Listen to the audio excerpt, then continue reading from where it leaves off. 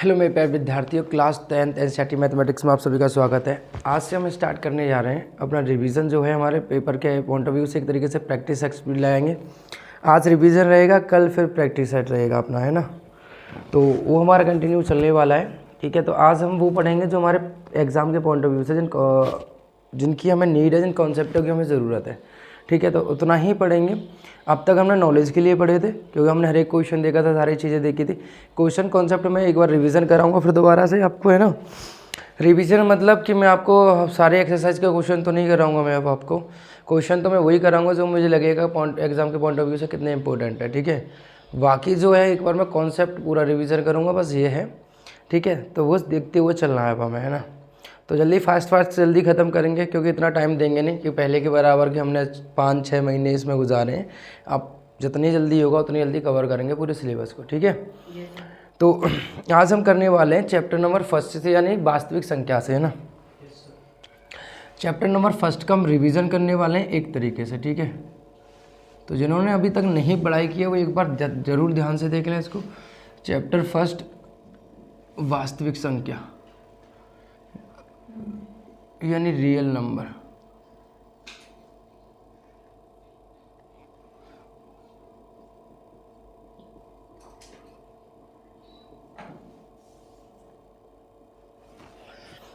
देखो, वास्तविक संख्या की अगर मैं छोटी सी बात करूं, मैं पहले भी बता चुका हूं, अगर आपने नहीं देखा है तो वो आप पूरा जो इंट्रोडक्शन है वो आप पूरा कंप्लीटली एक लेक्चर पढ़ा हुआ है इसके ऊपर, है ना, संख्याओं के ऊपर।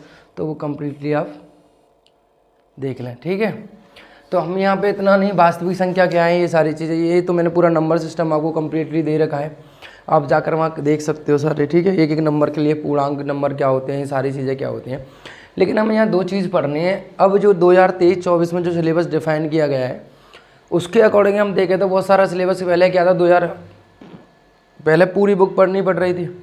फिर कोविड-19 का दौर आया, उसमें आपका 30% कुछ लेस हुआ, तो कुछ चैप्टर कटे, ठीक है, कुछ क्वेश्चन कटे, कुछ कॉन्सेप्ट कटे। तो फिर एक बुक में कुछ वहीं के वहीं काट दिया गया था 30% सिलेबस। उसके बाद फिर दोबारा से सिलेबस डिसाइड हुआ, जो 2023 और 24 के लिए डिसाइड हुआ। उसमें क्या हुआ कि पूरा जो 30% पहले सिलेबस काटा गया था आपका, पहले क्या था, जो आपका 30% सिलेबस जो पहले पूरा 100% सिलेबस था, उसमें से क्या किया गया है, 30% सिलेबस को क्या कर दिया गया, कट कर दिया गया है ना, कट किया गया है ना। उसके बाद क्या हुआ, फिर दोबारा से 2023-24 के लिए जब बुक बनाई गई, दोबारा से डिसाइड हुआ गया, तो फिर क्या किया इन्होंने, 30% सिलेबस को भी इसमें मिला दिया। यानी फिर तरीके से क्या हुआ, 100% सिलेबस तुम्हारा फिर दोबारा से हो गया। लेकिन इन्होंने फिर क्या किया, 100% सिलेबस होने के बाद अब इसमें से इनको जो हटाना था चैप्टर ही गायब कर दिए या कुछ कॉन्सेप्ट, यानी अब एक फाइनली बुक बना दी है। अब इनको जो हटाना था वो बिल्कुल और कम कर दिया इन्होंने। जैसे कि आपकी बार देखोगे, आपका 11 चैप्टर है वो पूर्ण तरीके से रचना वाला था, आपकी बार पूरा हटा दिया है ना। पहले कॉन्सेप्ट था, पूरा चैप्टर ही हटा दिया, ठीक है। पहले चैप्टर थे कितने थे आपके, 15 थे, अब कितने रह गए, 14 चैप्टर रह गए, ठीक है। और अब देखोगे कि अब क्या किया गया है कि अब सारे कॉन्सेप्ट जो पढ़ना है वो उसके लिए एक बुक निर्धारित कर दी है, वही आपको डिफाइन में पढ़ना है, ठीक है।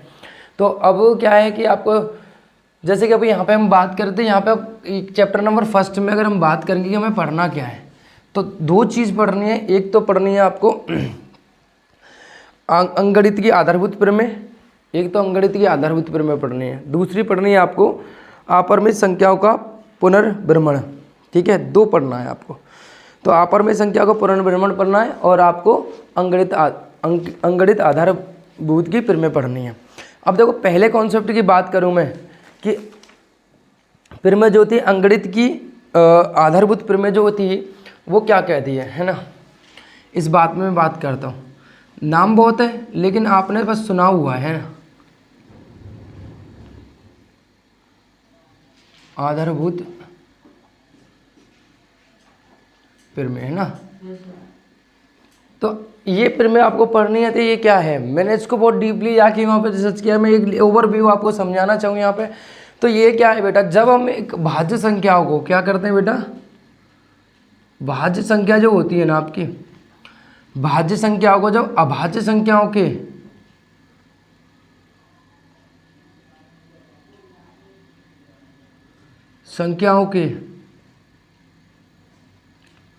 आद्वितीय मतलब समझते हो आप, हैं, अद्वितीय मतलब यूनिक, गुणनखंडों के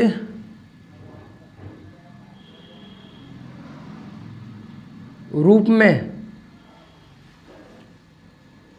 में क्रम से लिखते हो, है ना, किस में लिखते हो, क्रम से लिखते हो, तो वो क्या कहलाती है आपकी भाज्य संख्याओं को। जब अभाज्य संख्याओं के अद्वितीय मतलब यूनिक होना चाहिए, यूनिक मतलब समझते हो ना, अलग अलग। जैसे मैंने एक नंबर लिया 1, इससे यूनिक कोई क्या होगा, 2 होगा, 3 होगा, 4 होगा, लेकिन एक यूनिक नहीं होगा। अगर एक की दूसरा नंबर भी मैंने 1 लिख दिया, वो यूनिक नहीं रहा, वो सिमिलर हो गया। यूनिक मतलब बिल्कुल मैच ना करे। तो हमें कोई भी अभाज्य संख्याओं के मतलब भाज्य संख्याओं के ऐसे गुणनखंडों के रूप में लिखो जो कैसे हो, यूनिक हो, यानी अभाज्य पहले कैसे होने चाहिए, वो अभाज्य होने चाहिए, वो भी कैसे होने चाहिए, यूनिक होने चाहिए। समझ। जब उनको मैं क्रम में लिखता हूँ, गुणनखंडों के रूप में लिखता हूँ, तो वही क्या कहलाती है, आपकी अंकगणित की आधारभूत प्रमेय कहलाती है। अब आपको ये सुनने में बड़ा टिपिकल लग रहा होगा, क्या बक बक कर रहे हैं, ये एक्चुअली आप जीवन में बहुत बार कर चुके हो, यानी आप 6, 7 ही करते आ रहे हो उस चीज़ को, लेकिन इन्होंने अपनी एक भाषा दे दी और आप कन्फ्यूज़ होना चालू हो गया आपका। ठीक है, पहली बात तो भाज्य संख्या क्या होती है, जिनके गुणनखंड 2 से ज़्यादा होते हैं, 2 से ज़्यादा गुणनखंड होते हैं ना,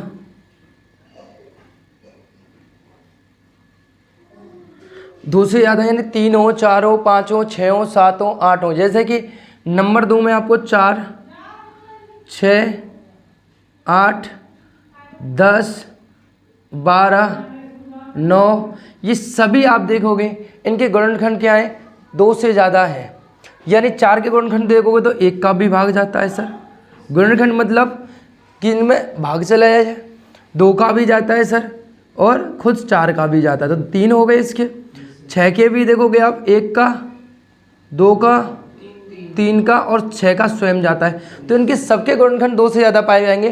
तो भाज्य संख्या मतलब वो संख्या, इन्हें को प्राइम नंबर बोला जाता है ना, तो को प्राइम नहीं, सॉरी, कंपोजिट नंबर बोला जाता है। ठीक है, तो वो संख्या होती हैं जिनके गुणनखंड 2 से ज़्यादा होते हैं। भाज्य संख्या तो समझ में आई। अभाज्य संख्या वो संख्या उनके 2 गुणनखंड होते हैं केवल, और वो भी कैसे, कौन कौन से बेटा, 1 व खुद, यानी 1 व स्वयं, है ना, ये आपने पढ़ा है, स्वयं होते हैं। जैसे मैंने आपको 2 है, 2 के बाद 3 है, 3 के बाद 5 है, 5 के बाद 7 है, समझ रहे हो। तो आप देखो 2 के गुणनखंड केवल 1 का भाग जाएगा या 2 का जाएगा, 3 में 3 का भाग जाएगा या 1 का जाएगा, 5 में 5 का भाग जाएगा या 1 का जाएगा, 7 में 7 का भाग जाएगा या 1 का जाएगा। तो अब ये दोनों बात समझ में आई, भाज्य और अभाज्य संख्या आपको समझ में आ गए पूर्ण तरीके से। अब हम इसकी कॉन्सेप्ट की बात करते हैं, ये कहना क्या चाह रहा है हमसे बेटा, ये कहना चाह रहा है कि मैं आपको कोई भाज्य संख्या दे रहा हूँ। क्या दे रहा हूँ बेटा, भाज्य संख्या दे रहा हूँ। भाज्य संख्या दी मैंने, मान लो कि मैंने आपको दिया, फॉर एग्जाम्पल मैंने दी 36, है ना, 36 है। अब मैं 36 को गुणनखंड के रूप में कैसे व्यक्त कर सकता हूँ, बताओ। कि सर मैं 1 लिख सकता हूँ, 2 का भी जाएगा, और यानी अगर मैं 36 को अगर गुणनखंड करने जाता हूँ तो क्या होगा बेटा, है 2 का जा रहा कितनी बार, 18 बार, फिर 2 का जा रहा कितनी बार, 9 बार, फिर 3 का जा रहा है 3 बार, और फिर 3 का जा रहा है 1 बार, राइट। यानी मैं 36 को सर ऐसे लिख सकता हूँ, कैसे लिख सकता हूँ, 2 गुणा 2 गुणा 3 गुणा 3 गुणा, और कितना हो गया यहाँ पे, गुणा 1। तो आप देख रहे हो, ये देखो अभाज्य संख्याओं के रूप में हमने व्यक्त किया नहीं किया इनको क्रम से। अभाज्य संख्या यानी अभाज्य संख्याओं के गुणनखंड के रूप में व्यक्त कर दिया नहीं कर दिया हमने। जब हमने किसी भी संख्या को, यानी भाज्य संख्या 36 भाज्य संख्या थी, उसको अभाज्य संख्या को गुणनखंड के रूप में, देखिए 2 भी अभाज्य और 3 भी अभाज्य है, और 1 भी, 1 तो खैर आता ही नहीं है ना, 1 को तो लो या मत लो, दोनों बात फ़र्क है ना, आप ना भी लोगे तो भी कोई फ़र्क नहीं चलता, समझ रहे हो। तो ये हो गया हमारा एक्चुअली में, वैसे 1 ले लेते हैं बट ना भी लोगे तो भी कोई फ़र्क नहीं पड़ता, क्योंकि 1 ऐसा तोहफा गुणा में कोई फ़र्क नहीं पड़ेगा। ठीक है, तो 2 और 3 दोनों ही यूनिक है अपने आप में, 2 तो नहीं है, 3 तो यूनिक क्या है। तो अभाज्य संख्या के रूप में, गुणनखंड के रूप में जब व्यक्त किया तो हमने ये कौन सी प्रमेय लग गई हमारे पास, अंकगणित की आधारभूत प्रमेय, इसी को बोला जाता है। जब किसी संख्या को तोड़कर उसके अभाज्य गुणनखंड के रूप में व्यक्त किया जाता है, वो व्यक्त करना ही, क्रम में लिखना ही क्या कहलाता है, आपका अंकगणित की आधारभूत प्रमेय कहलाती है। बात समझ में आई। अब इसी पर आधारित आपको क्वेश्चन दिए हुए हैं, कुछ एक रिलेशन और दिया गया है इसमें, एक रिलेशन आपने पढ़ा होगा। इसके बाद आपने 2 नाम और सुनते हो, ये मैं रफ करूं, ठीक है।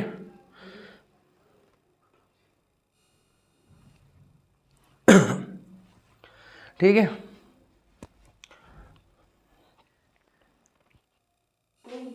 चलिए भाई, ठीक है। अब देखो मेरी बात समझो यहाँ पे।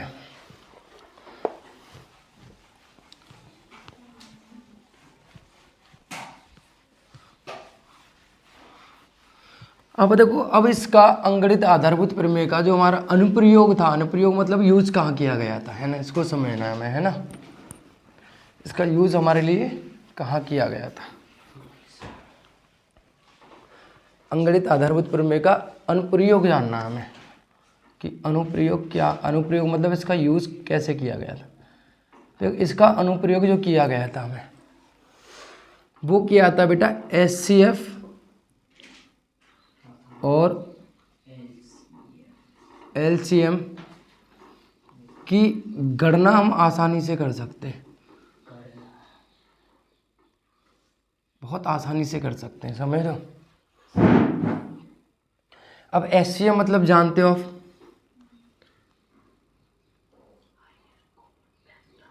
Highest common factor. LCM मतलब लीस्ट कॉमन फैक्टर, राइट। तो अब इन दोनों की हम आसानी से गणना कर सकते हैं, यानी महत्तम समावर्तक, है ना, और लघुत्तम समावर्तक। इसके बारे में दोनों जानती हो, हाईएस्ट लीस्ट कॉमन फैक्टर यानी HCF और LCM निकाला तो तुम छोटी क्लासों में सीख चुके हो। लेकिन हम यहाँ पर कैसे यूज करेंगे, तो यहाँ पे हमारे लिए इनके लिए एक रिलेशन बताया गया कि जो हाईएस्ट कॉमन फैक्टर है, भाई देखो, अगर आप कोई भी आपको भाज्य संख्या दी जाती है, आप HCM और LCM निकालने के लिए पहले क्या करते हो, पहले उनके गुणनखंड करते हो। जैसे मैंने आपको एक एग्जांपल दूं, मैंने दिया मान लो 30 और आपको निकालना है 60 का, और आपको निकालना है 80 का, आपको HCM और LCM निकालना है। तो पहले क्या करोगे आप कि सर हम इनका बहुत अच्छी तरीके से अंगणित के आधारभूत प्रमेय लगाएंगे, यानी क्या करेंगे हम इसका पहले गुणनखंड करेंगे। सिंपल सी बात है सर, इतनी आसान चीज़ पूछ रहे हो, तुमको शर्म नहीं आई, है ना। शर्म काहे की आई, किसी बच्चे को तो ये भी नहीं पता होगा इसके गुणनखंड कितने होंगे, ठीक है। और 80 का कितना होगा भाई, 40, 20, 10, 2, 5 और 5 का 1। यानी सर मैं अगर देखूं तो मैंने इसको क्या किया, मैंने इसमें अंगणित की आधारभूत प्रमेय लगा दी, यानी मैंने इनकी भाज्य संख्या को अभाज्य संख्या के गुणनखंड के रूप में लिखा। पहले यही तो किया मैंने। लगी नहीं लगी, बिल्कुल लगी सर। 3, 5 और 80, 2 और 2 और 2 और इंटू 5। यानी आप अगर HCF निकालने जाते हो इन दोनों का, तो HCF ऑफ किसका बेटा 30, 60 और 80 का कितना आएगा भाई। कॉमन देखो, एक 2 ही मिल रहा है, एक 3 तो नहीं मिल रहा, 5 मिल रहा है, 2 ही मिल रहा है, 5 मिल रहा है, और ये 10। HCF कितना होगा, 10 होगा। अब LCM देखो sir, LCM least common multiple, छोटे से छोटा मल्टीपल है इनका,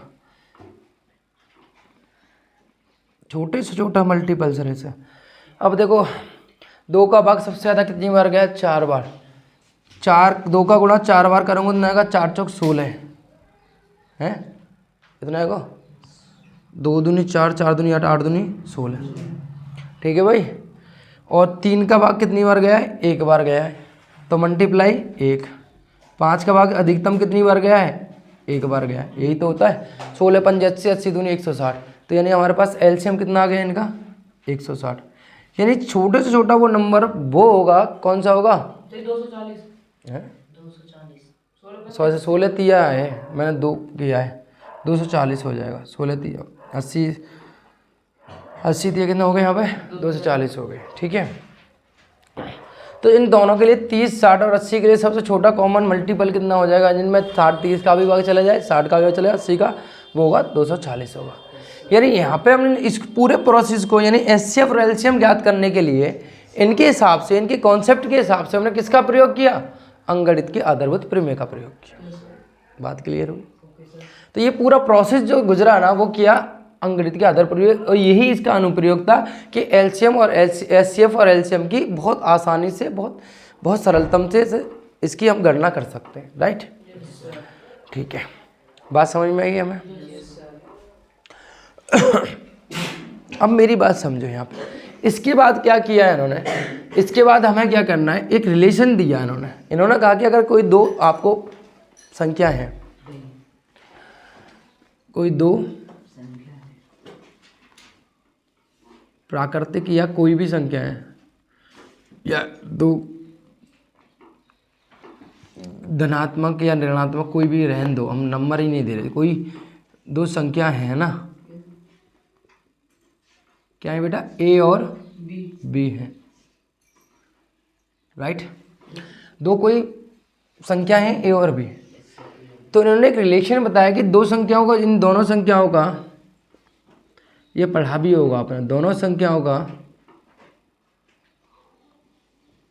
गुणनफल जो होता है वो बराबर होता है इन दोनों के मासा और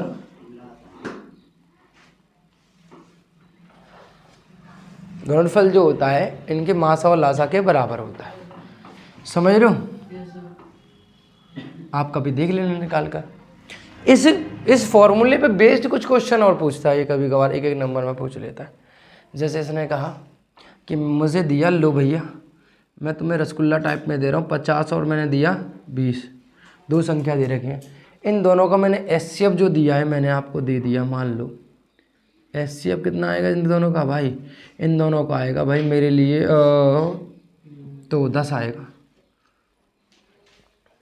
एचसीएफ 10 आएगा। तो इन दोनों संख्या को एचसीएफ दे रखा है, दोनों संख्या दी हुई है, तो मैं आपसे पूछ रहा हूँ एलसीएम क्या होगा इनका, कैसे निकालेंगे? आप कहोगे सर हम इनका गुणनखंड करके एलसीएम भी पता लगा सकते हैं। नहीं, हमें इतना समय नहीं दिया ना, तो हम क्या करेंगे, इस फॉर्मूले का यूज़ करेंगे। यानी मैं क्या जानता हूँ 50 × 20 का जो मल्टीपल होगा इसके एचसीएफ और एलसीएम के मल्टीपल के बराबर होगा। एचसीएफ कितना दिया हुआ है 10, निकालना क्या है बेटा मुझे, एलसीएम। यानी लड्डू से लड्डू कैंसिल, तो 50 दूनी 100 हो जाएंगे, यानी इसका एलसीएम कितना आएगा 100। लो कितना आसानी से मैंने एलसीएम निकाल दिया इसका। बात समझ में आ रही है?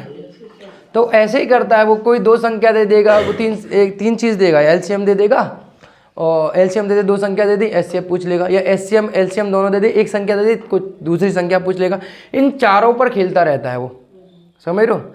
इन चारों पर या तो कोई एक संख्या छुपा लेगा, एक संख्या दे दी, एक एचसीएफ दे दिया और एलसीएम भी दे दिया, और पूछा वो दूसरी संख्या कौन सी होगी, समझ रहे हो? तो ऐसे पूछता रहता है। दोनों संख्या ना छुपा नहीं, दोनों तीन चीज़ तो देगा ही देगा। अब दोनों ने छुपा लेगा तो कैसे निकाल लेगा संख्या? ले मैं दे रहा हूँ किसी संख्या का, लो मैं तुम्हें दे रहा हूँ, तुम कितने खड़ी तक गोलो, किसी संख्या का लो भैया, किसी संख्या का मैंने कह दिया मासा 50 है और मान लो लासा 200 है, बताओ वो संख्या कौन सी होगी? निकालना पॉसिबल है? पॉसिबल भी है तो वो 10th के बच्चे से नहीं पूछेगा इस चीज़ को, समझ रहे हो? 10th के लेवल से नहीं पूछेगा, आपका लेवल भी तो देखेगा ना वो, समझ रहे हो? तो पूरी इस एक्सरसाइज में आपका जो है 1.1 में केवल इसी टाइप के क्वेश्चन आपसे पूछे गए, या तो एचसीएफ निकलवा रहा, एलसीएम निकलवा रहा, या इस जो एक फॉर्मूला या सूत्र है इस पर आधारित क्वेश्चन पूछे आपसे। इससे आगे कोई और नहीं पूछा आपसे, समझ रहे हो? यहाँ तक बात क्लियर है ना आपको?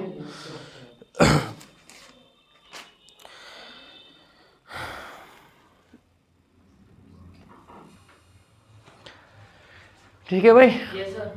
तो इस पे ही आधारित आपको एक्सरसाइज पूरी प्रोवाइड की गई है ना। आप एक्सरसाइज को देख लोगे, सॉल्यूशन मैंने वैसे भी दे रखा है ना, नहीं भी पढ़ो आप सॉल्यूशन देख सकते हो, किसी क्वेश्चन में दिक्कत आए तो, ठीक है? पूरा आपको लेक्चर मिल जाएगा। अगर फिर भी कोई दिक्कत है तो अगले दिन आकर आप पूछ भी सकते हो, ठीक है? कि इस क्वेश्चन में ये दिक्कत आ रही है, एक्सरसाइज आप स्वयं करोगे।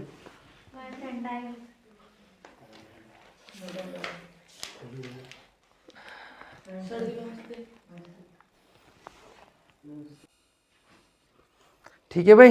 Yes sir. तो अब देखो यहाँ पर इसके बाद जो है हमारा अगला जो शुरू होता है वो है हमारा जो इम्पोर्टेंट है अपर में संख्याओं का पुनर्भ्रमण। पुनर्भ्रमण जो है अपर में संख्याओं को, इसको हमें समझना है, ठीक है। अब देखो इसमें क्या है, इसमें है तो कुछ नहीं है अपर में संख्याओं का,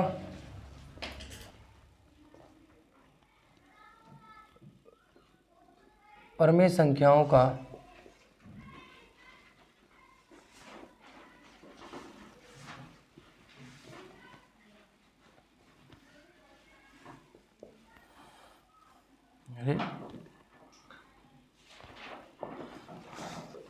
तो आप मुझे टेल हिम कि भाई ये बताइए कि अपर में संख्या क्या होती है।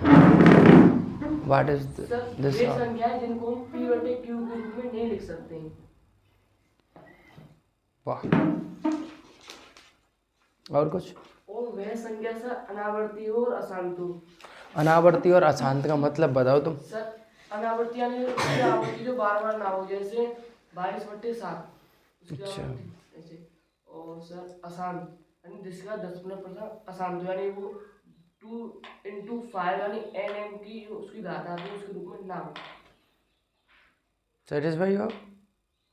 लॉक किया जाए नॉलेज को, और देख लिया एक बार।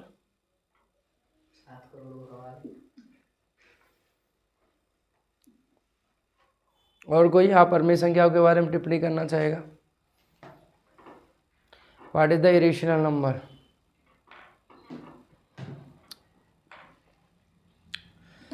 सबसे बड़ी पहचान क्या होती है इसमें कि जिसे आप P/Q के रूप में ना लिख सको, यानी इसको हम भिन्न के रूप में ना लिख पाएंगे कभी भी। हम कितनी भी कोशिश कर लेंगे पर लिख ना पाएंगे। जो लिख ना पाए किसको? एक दशमलव नंबर को। जो दशमलव संख्या जो होती है उसको हम कभी भी भिन्न के रूप में नहीं लिख सकते, नहीं लिख पाएंगे। तो किसी भी दशमलव संख्या को जब तक आप भिन्न के रूप में नहीं लिख पाओगे तो वो कभी भी संख्या जो है कैसी नहीं कहलाएगी? अपरमेय संख्या। यानी ऐसी संख्या जिन्हें हम कभी भी भिन्न के रूप में नहीं लिख सकते। अब जैसे कि मैं आपको एक एग्जांपल देता हूँ, मेरे बेकार से बच्चों ध्यान से समझो। 0.44444 dot dot dot dot dot dot dot dot dot dot dot dot dot dot चलता जा रहा है। तो ये कैसी संख्या है?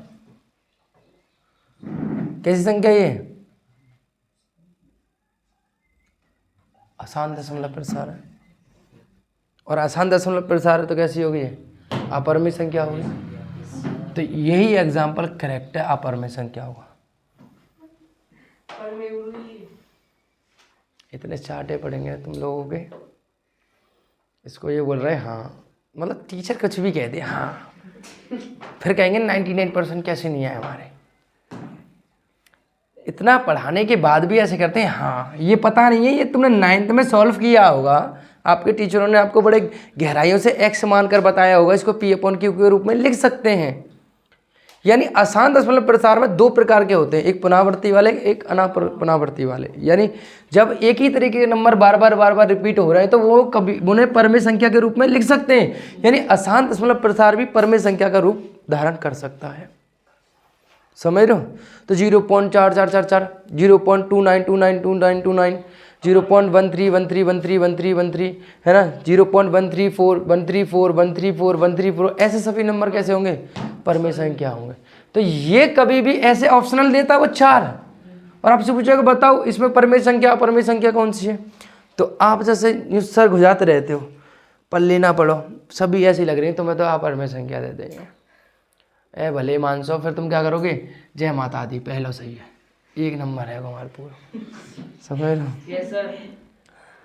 तो भाई साहब ऐसे नहीं करना, ये हमेशा कैसा होगा? आपका परमेय संख्या होगा। लेकिन अगर मैं ये कहूँ 0.1234567 और 12345 है ना, ऐसे, अब बताओ ये कैसा नंबर है? अपर में तो मैं कैसे पता यहाँ पर में एक तो ये अनावर्ती है। मैं चाहूँ तो उसको रिपीट कर रहा हूँ, देखो 1 2 3 4 5 फिर 6 7 नहीं, मैंने 7 भूल गया सर, 7 8 लो 6 7 8 तक चलाऊंगा मैं, यहाँ से अगर डॉट किया तुझे कैसे पता, मैंने डॉट किया है, ऐसे चलेगा ये। मैं कह रहा हूँ लो 6 7 8 भी तो लिख सकता हूँ, डॉट चल रहा है, ऐसे ही चलेगा ये नंबर। तो ये कहाँ से हो गया पर में संख्या? पर में तो पूरी लिखी तो इन्होंने लिखी थोड़ी ना है। अरे मैं डॉट कर रहा हूँ ना, वो ऐसे ही कंफ्यूज करेगा तुम्हें। वो कह रहा है ऐसे ही नंबर चल रहा है बार बार, यहाँ के बाद थोड़े रिपीटेशन में लगा दे, देखो एक के बाद फिर रिपीटेशन किया उसने नंबर को, क्यों नहीं कर सकता? वो 10 नंबर के बाद भी कर सकता है, वो 15 नंबर के बाद भी रिपीट कर सकता है, वो 20 नंबर के बाद भी रिपीट कर सकता है, वो 30 नंबर के बाद भी रिपीट कर सकता है। समझ रहे हो? बार का मतलब क्या होता है? अगर मैंने ऐसे करके, चलो मैंने ये किया, लो मैंने ये कर दिया, लो मैंने इसको ऐसे कर दिया, लो तो जी आएंगे बार बार, जी 8 नंबर बार बार रिपीट होते रहेंगे, तो परमिशन क्या हो गया, नहीं हो गया। तो ये बहुत ऑब्जर्वेशन की आवश्यकता है, समझ लो। अब यहाँ देखो 5 6 7 8 है। अब आप कह सकते हो, अब यहाँ के बाद आपको नहीं पता कौन से नंबर आने वाले हैं, अब ना ही वो रिपीटिशन में दिखा रहा है ना कोई बार दिखा रहा है, ठीक है। तो अब आपको पता है कोई न्यू नंबर आएगा 7 के बाद, ये नहीं आएगा। तो ये नंबर कैसा है आपका? अपर में संख्या। तो अपर में संख्या जिन्हें हम पी अपॉन क्यू के रूप में नहीं लिख सकते, समझ रहे हो? वो सारी चीज़ें आपने जानी है कि दशमलव प्रसार जो होते हैं 2 प्रकार के होते हैं, शांत और अशांत। शांत दशमलव प्रसार वो होते हैं जिनके कुछ चरणों के बाद शेषफल कितने हो जाते हैं? 0 हो जाता है। और अशांत दशमलव प्रसार वो प्रसार होते हैं जिनका कभी भी शेषफल 0 नहीं होता। और अशांत दशमलव प्रसार 2 प्रकार के होंगे, तो उनमें एक होगा पुनरावृत्ति, होगा एक रिपीटेशन, एक नॉन रिपीटेशन। रिपीटेशन वाला हमेशा परमेय संख्या होता है, नॉन रिपीटेशन वाला कभी परमेय संख्या नहीं होता, तो वो अपरमेय संख्या में आता है। तो ऑप्शनल देगा वो कर लोगे करेक्ट, पहचान लोगे, एक नंबर कंप्लीट हो जाएगा। हो भी सकता है आएगा किसी ना किसी सेट में पूछेगा 100% इस नंबर, समझ रहे हो? हर बार पूछता वो ऐसे कन्फ्यूज करता है। तो अब क्या किया इन्होंने, ये तो बेसिकली नॉलेज थी। इन्होंने क्वेश्चन कैसे पूछे? इन्होंने कहा कि जैसे कि मेरे को क्वेश्चन पूछा कि √5 को क्या दिखाना है, सिद्ध कीजिए कि √5 कैसा एक अपरमेय संख्या है। अब किसी भी दलील को आप प्रूफ कब कर सकते हो? दलील होती है। मान लो ये छोरा हो जी, छोरा हो और जानका को मर्डर कर दियो, या जाने मर्डर ना करो, हम ऐसे मान रहे हैं ना, ठीक है। इसने कोई मर्डर नहीं किया, इसने कोई लॉयल अपना मतलब एडवोकेट तैयार किया, ये वाला चकलू है ना, ये वाला तिलक छाप वाले भैया, ये किया। अब ये इसका केस लड़ रहा है, ये केस लग रहा है, इस पर केस लगा हुआ है कि इसने मतलब इसने पुलिस पकड़ ले गई, जीडी में नाम चढ़ गया, कोर्ट में इसको पेश कर दिया गया। अब कोर्ट में पेश हो गया, केस चल रहा है, तभी तो वकील आएगा। अब इसने वकील किया, भाई कोर्ट उसको बोल देता है ना कि भाई आप अगर आपको लग रहा है हम गलत हैं तो आप बुलाओ अपने लॉयल एडवोकेट तैयार किए करो, वो आपका बहस लड़ेगा। अगर आप प्रूफ कर पाते हो कि आप सही हो तो आपको रिहा किया जाएगा। अब जब ये इसका केस लड़ रहा है तो ये पहले से इस पर चार्जेस चल रहे कि इसने मतलब जो डेथ हुई है वो मर्डर इसने किया ही किया है। तो अब ये कैसे दिखाएगा इसको? तो ये कहेगा चलो मैं मान लेता हूँ इसने इसकी डेथ की है, मैं मान रहा हूँ 100% की है, मैं मान रहा हूँ ये उस स्थान पर प्रूफ था भी, है ना, जबकि इसको पता है उस दिन दिल्ली था, लेकिन ये मान के करेगा चलेगा कि मैं मान लेता हूँ ये उस स्थान पर था जिस टाइम में मर्डर हुआ। आप ये कहना चाह रहे हो, ये मान रहा हूँ मैं आपको, सारी चीज़ें वहीं उपस्थित थी, लेकिन ये कहीं से प्रूफ लाएगा दिल्ली के कि उस दिन ये दिल्ली में भी उपस्थित था। तो अगर जब वो पूरे प्रूफ दिल्ली के दिखा देगा, इसके कैमरा दिखाया होटल का या होटल के कुछ लोग लेके आ गया कि हाँ जी ये वहीं पे थे, वहीं उपस्थित है, सिग्नेचर वगैरह सारी चीज़ें या फ़ोन की लोकेशन वगैरह बहुत सारे प्रूफ दे दिए। अब यहाँ पे कंट्राडिक्शन क्या होगा लास्ट में आके? अभी आप कह रहे थे सारी चीज़ें यहाँ उपस्थित थी, तो ये व्यक्ति वहाँ पे कैसे हो गया उपस्थित? तो यानी क्या हुआ, जब ये व्यक्ति यहाँ उपस्थित था, सारे प्रूफ यहाँ दिखा रहे हैं, तो व्यक्ति यहाँ उपस्थित नहीं हो सकता। यानी तो हमने जो सोचा था वो हमारी धारणा कैसी हो रही है? गलत हो रही, नहीं हो रही? कौन सी धारणा गलत हो रही है? जो हमने माना था कि मर्डर के समय पर मर्डर वाले स्थान पर उपस्थित था, जबकि उपस्थित कहाँ था? दिल्ली में था। सारे प्रूफ कहाँ दिखाते हैं? दिल्ली के, जबकि यहाँ का तो कोई हमें प्रूफ मिलता है नहीं, केवल एक कल्पना की चीज़ है हमारे माइंड में है कि ये उस समय पर वहाँ पर उपस्थित। बात समझ में आ रही है? जबकि ये तो मर्डर के होने के बाद एक दिन बाद आया था वहाँ पर, तब आपने पकड़ लिया इसको, यही तो होगा। तो ये सारी जो केस लड़ा गया, सारी जो आपकी ये कहानी बनाई गई, वो कब बनी? जब हमारी धारणा क्या हुई कि एक दिन बाद आया, इसने घर खोल के देखा, इसको डेड बॉडी मिली, तो लोगों ने समझा इसने ही मर्डर कर दिया। तो हमारी कल्पना जो हुई थी, हमने जो अभी धारणा अपने माइंड में रखी थी, वो क्या हुई? हमारी गलत थी। इसलिए से हमारे जो बाद में जो हमारी जो त्रुटि हुई, जो सारी चीज़ें हुई, वो इस धारणा की वजह से गलती हुई।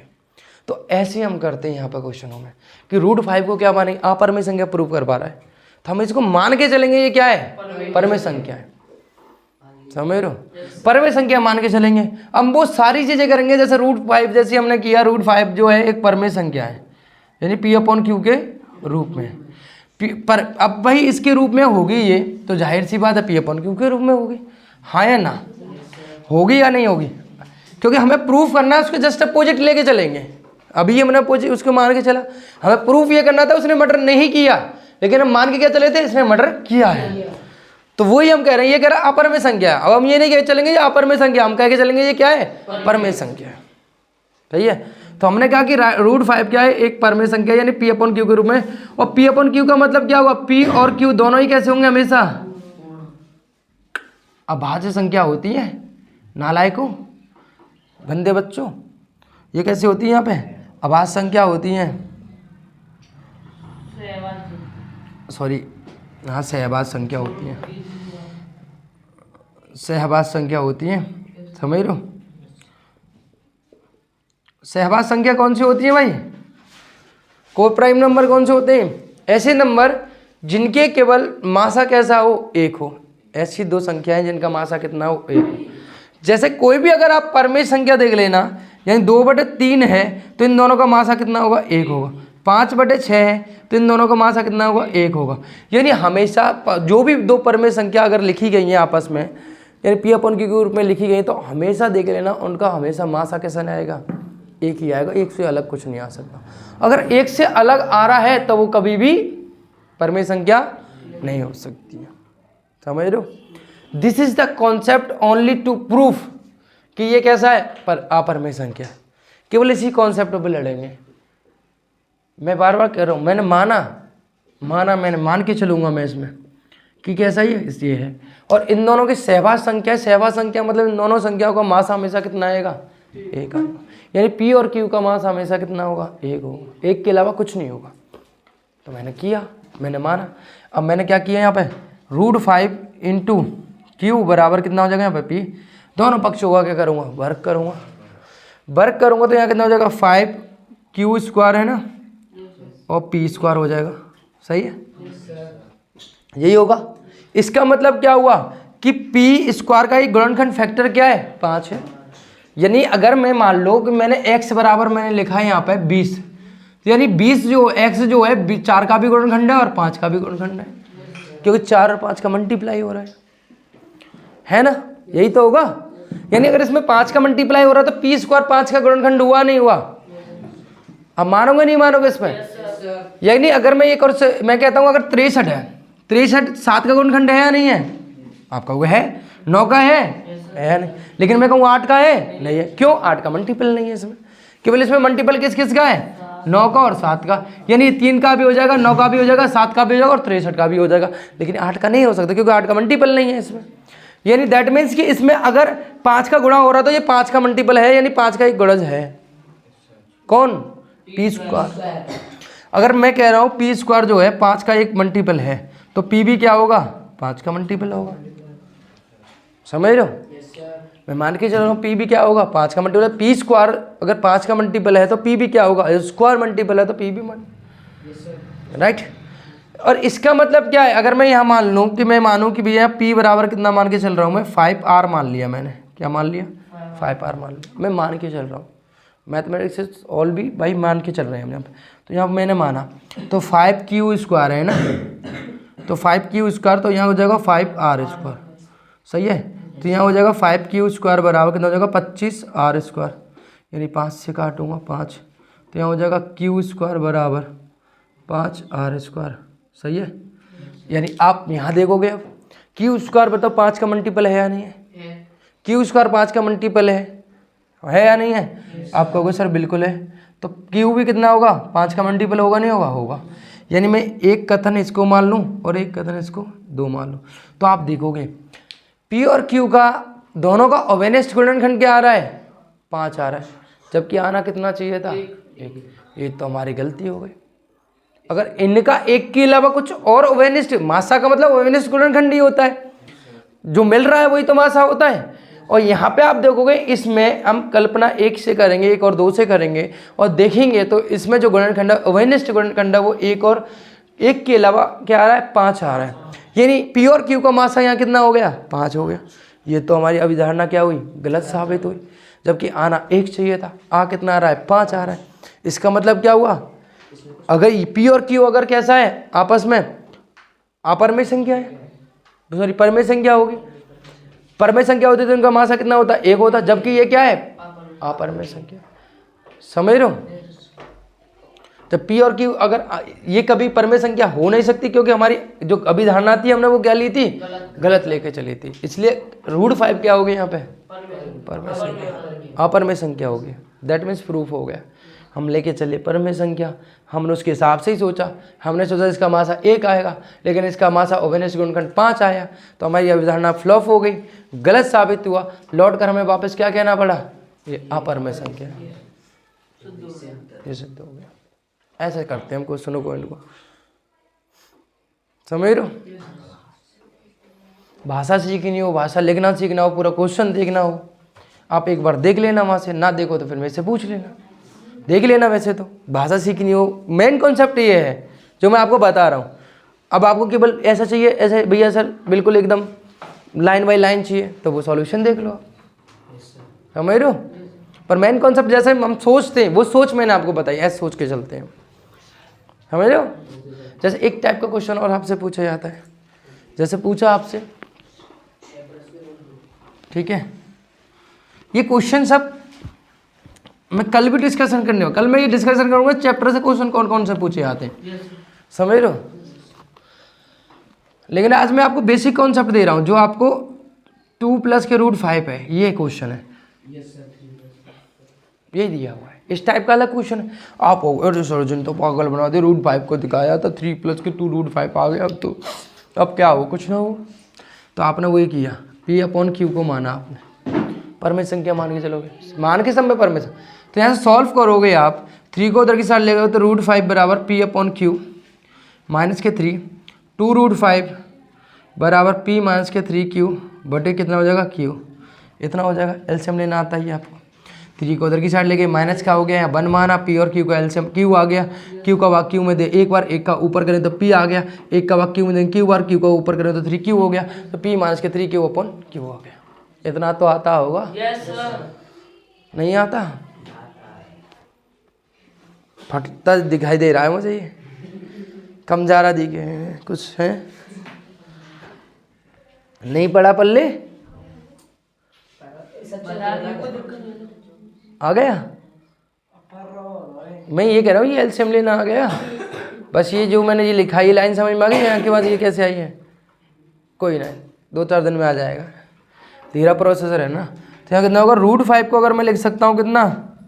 P - 3Q/2Q, क्योंकि 2 को यहाँ से ले जाएगा तो यहाँ के मल्टीप्लाई में, अगर दूसरी तरफ कोई संख्या मल्टीप्लाई में तो दूसरी तरफ को जाती है भाग में जाती है, यानी 2 कहीं के साथ जाएगा। अब मेरे को एक चीज़ बताओ, यहाँ मैं P और Q का कोई भी मान रखूँ कि P और Q कैसे होंगे? पूर्णांक नंबर होंगे। परमेय संख्या की डेफिनेशन जानते हो? PQ जैसा पूर्णांक नंबर, पूर्णांक नंबर मतलब जानते हो? इंटीजर नंबर, इंटीजर नंबर मतलब जानते हो? +2 +3 +4 -2 -3 -5, ये सभी कैसे होते हैं? अब आप एक चीज़ बताओ, आप एक चीज़ बताओ, यहाँ पे पूर्णांक नंबर कोई भी रख के देख लो, ये ऑलवेज क्या होगा? एक परमेय संख्या होगी नहीं होगी? जैसे मैंने P बराबर रखा यहाँ पे मान लो 4 और मैंने Q बराबर रखा मान लो 1, दोनों पूर्णांक नंबर, तो रखूँगा यहाँ पे 4 - 3 × 1/2 × 1, यानी कितना हो जाएगा? 1 रखेंगे ना, तो यहाँ हो जाएगा 4 - 3/2, यानी कितना आया? 1/2। 1/2 कैसा नंबर है? परमेय संख्या है या नहीं है? Yes sir. है या नहीं? तो ये जो फॉर्म बन रही है P - 3Q/2Q, ये कैसा रूप है? एक परमेय संख्या का। जबकि √5 कैसा रूप है, एक अपरमेय संख्या का। तो ये वाली संख्या अगर p माइनस के 3q/2p, ये कथन से हम कह सकते हैं ये कैसी है, परमेय संख्या है। इसका मतलब अर्थात √5 भी कैसी होगी, एक परमेय संख्या होगी। जबकि हम ये जानते हैं कि √5 कैसी है, अपरमेय संख्या है। अर्थात ये जो हमारे पास जो संख्या उत्पन्न हो रही है, जो त्रुटि उत्पन्न हो रही है, वो किस कल्पना के कारण हो रही है, गलत अवधारणा की। गलत अवधारणा क्या है कि 3 + के 2√5 p/q कैसा एक परमेय संख्या है, जबकि ये कैसी है, अपरमेय संख्या है। ये भाषा लिख देंगे हम यहाँ पर, समझ रहे हो। √5 ही लिखोगे, सिद्ध थोड़ी ना कर चुके हैं। यहाँ सिर्फ यही लैंग्वेज लिखनी है। √5 एक अपरमेय ही संख्या है। यहाँ हम ये, उसने √5 को नहीं पूछा, मेंटली कॉन्सेप्ट देखा करो। उसने √5 को तो हम जानते हैं परमेय संख्या, अपरमेय संख्या। उसने √5 को प्रूफ नहीं करवाया कि अपरमेय संख्या, उसने प्रूफ करवाया किसको है, 3 + के 2√5। तो हम यहाँ बात किसके बारे में कर रहे हैं, √5 को तो हम जानते हैं अपरमेय संख्या। उसने कहीं नहीं कहा √5 परमेय संख्या अपरमेय संख्या है, तो हम हमें जानते हैं √5 कैसी है, अपरमेय संख्या। हम तो मान के चलेंगे, समझ रहे हो। हम तो बेसिक नॉलेज के हिसाब से, मैथमेटिक्स ये थोड़ी ना कहता है कि 2 + के 3 वो ये कहेगा रिजल्ट क्या आएगा। अब मुझे पता है ये 5 आएगा, तो ये मैं अपने माइंड से सोचूंगा ना, हर चीज़ वही थोड़ी ना कहेगा। अब उसने ये थोड़ी ना कहा 3 को उधर के चले जाएगा माइनस जाएगा, वो तो हमने सोचा ना। बेसिक कॉन्सेप्ट तो हमारे हैं ना। तो यहाँ तो केवल इस पूरी संख्या के बारे में बात हो रहा है, ना कि √5 के बारे में। √5 तो हमें पता है कैसी है, अपरमेय संख्या। ये कभी परमेय संख्या नहीं हो सकती। इसका मतलब क्या होगा, इससे एक क्वेश्चन और अराइज होता है कि अगर अपरमेय संख्या में कोई भी नंबर जोड़ा जाए घटाया जाए, वो हमेशा कैसे बना रहता है, अपरमेय ही बना रहता है, कोई फर्क नहीं पड़ता है। बढ़ तो नहीं रहा। अगर √5 अपरमेय संख्या, तो इसका मतलब 3 तो कैसी है, परमेय संख्या, लेकिन जोड़ने घटाने में कोई फर्क पड़ रहा है, नहीं पड़ रहा। बात समझ में आ रही है। दैट्स इट, कंप्लीट हो गया क्वेश्चन। एक टाइप का क्वेश्चन और पूछा जाता है, 3 टाइप के पूछे जाते हैं बस, समझ रहे हो। एक पूछा जाता है जैसे 1/√2 बराबर कितना है आपका, ये पूछेगा। तो कैसे करेंगे हम इस क्वेश्चन को कि प्रूफ करो ये अपरमेय संख्या, तो ये मानेंगे हम इसको p/q है, सही है। तो 1/√5 का ऊपर और √5 का नीचे, और √2 का, सॉरी, ऊपर √2 का नीचे मल्टीप्लाई कर देंगे। ऐसे क्वेश्चन में 3 टाइप के क्वेश्चन बता रहे हैं, इन तीनों टाइप के में ऐसे ही करना है आप। अब यहाँ पे 1/√3 दे सकता है, 1/√5 दे सकता है, 1/√7 दे सकता है, कुछ भी दे सकता है, पर कॉन्सेप्ट सबका एक जैसा। 7 होगा तो 7 कर देंगे, 11 होगा तो 11 कर देंगे, बस इतना सफर जो भी है, कॉन्सेप्ट एक है। तो यहाँ पे 1 का √5 से करेंगे √5, तो √5 को √2 का √2 से करेंगे 2 आएगा, तो p/q। तो यहाँ हो जाएगा √2 बराबर कितना होगा, 2p/q इतना हो गया। बताओ, अब यहाँ पे वही वाली माजरा हो गया कि 2p/q कैसी संख्या है, परमेय संख्या, जबकि √2 कैसी है, अपरमेय संख्या। तो इसका मतलब ये परमेय संख्या, तो ये भी परमेय संख्या होगी, जबकि हम जानते हैं कि √2 कैसी है, अपरमेय संख्या। इसका मतलब ये जो अब हमारी गलत अभिधारणा के कारण ये सारी जो संख्या है, सारी चीज़ें त्रुटि हमारी उत्पन्न हो रही हैं। इसका मतलब क्या होगा कि 1/√2 जो है p/q की मतलब परमेय संख्या नहीं होगी, कैसी होगी, अपरमेय संख्या। यानी 4 स्टेप की लाइन है, भाषा वही लिखनी है, सब में भाषा वही लिखनी है, लैंग्वेज वही लिखनी है, बस स्टेप 4 है। इसमें ये स्टेप 4 है, इसमें ये स्टेप 4 है, और उसमें वो स्टेप है। बताओ कोई दिक्कत है, इतना ही रहेगा, इतना समझ रहे हो। दैट्स मीन ये 3 टाइप्स के आपसे पूछे जाते हैं। और इसी के साथ आपका ये पहले चैप्टर का कॉन्सेप्ट जो आपके अब की बार 2023-24 में इतना आना है, पहले शांत और शांत पर भी क्वेश्चन पूछे जाते हैं, लेकिन अब की बार वो हट चुका है, तो वो हमें पढ़ना है, समझ लो। पहले एक ही नंबर में पूछ लेते, लेकिन वहाँ काम नहीं करना।